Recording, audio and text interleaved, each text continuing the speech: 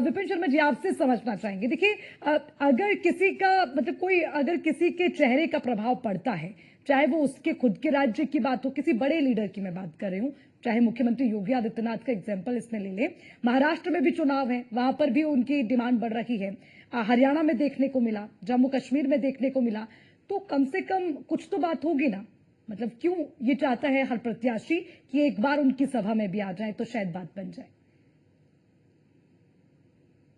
अर्चना जी, सर्वप्रथम कि महाराष्ट्र का चुनाव सारे राजनीतिक दलों के लिए बहुत अहमियत रखता है। फाइनेंशियल कैपिटल है, माया नगरी है जी। और यहाँ पर 288 सीटों पे जो ये मुकाबला होगा, बहुत कड़ा मुकाबला होगा और यहाँ पर कोई भी राजनीतिक दल कोई कसर छोड़ना नहीं चाहेगा।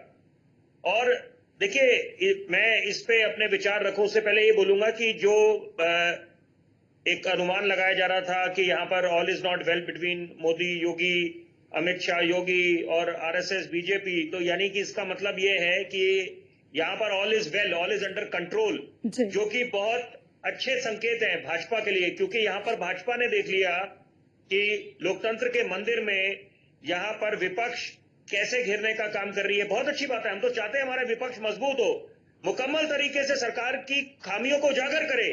यहाँ पर जहां पर घेरना है, वो अलग बात है कि जो राष्ट्रहित के मुद्दे होते हैं, जहां फौज की बात होती है, वहां पर राजनीति नहीं होनी चाहिए। वहां पर यह अपेक्षा करी जाती है, एक आम आदमी अपेक्षा करता है कि राजनीतिक दल एक मंच पे खड़े हो, जहां जनमानस से जुड़े मुद्दे, राष्ट्रहित की बात हो, राष्ट्र सर्वोपरि, नेशन फर्स्ट।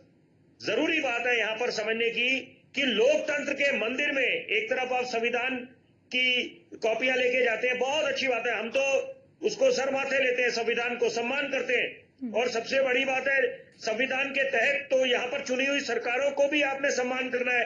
तो यहाँ पर अगर कोई नेता विपक्ष का ये बोलता है कि हिंदुस्तान में बांग्लादेश वाले हालात बन जाएंगे, तब क्यों नहीं एक स्वर में स्वर मिला के उस बात का खंडन करा गया, विरोध करा गया। यहाँ पर कैसे मुमकिन होने देंगे हम?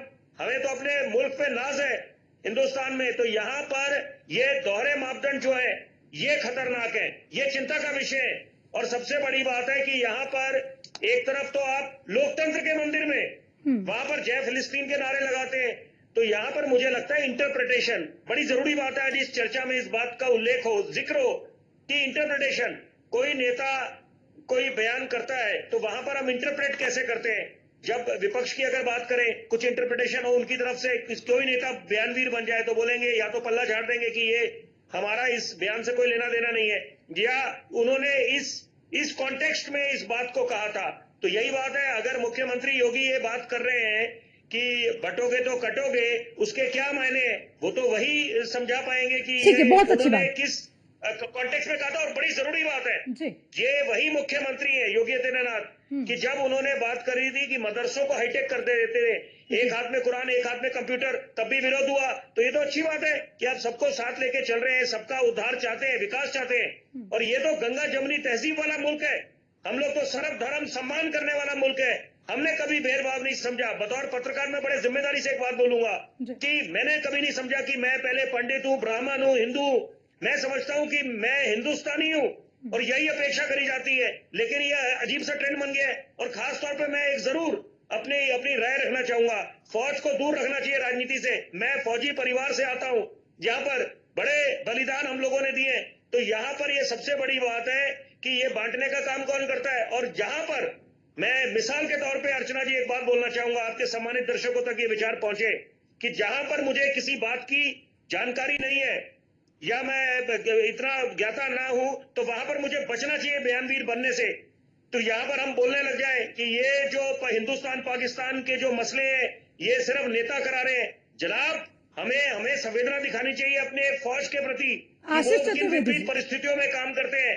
ये कोई नेताओं की देन नहीं है। यहाँ पर अगर ये, क्योंकि पाकिस्तान हमारा दुश्मन नंबर 2 है, चीन दुश्मन नंबर 1 है, वो अलग बात है कि अब कुछ ऐसा प्रतीत हो रहा है कि कुछ वहां पर तनाव कम होंगे। जो वार्ता का दौर, हिंदुस्तान ने अपने वार्ता के दौर खोले हुए हैं, तो वार्ता का जो एक प्रक्रिया है।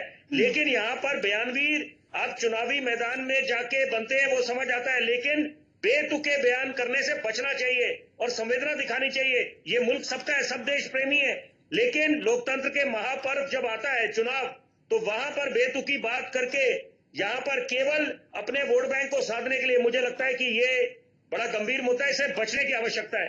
ठीक है।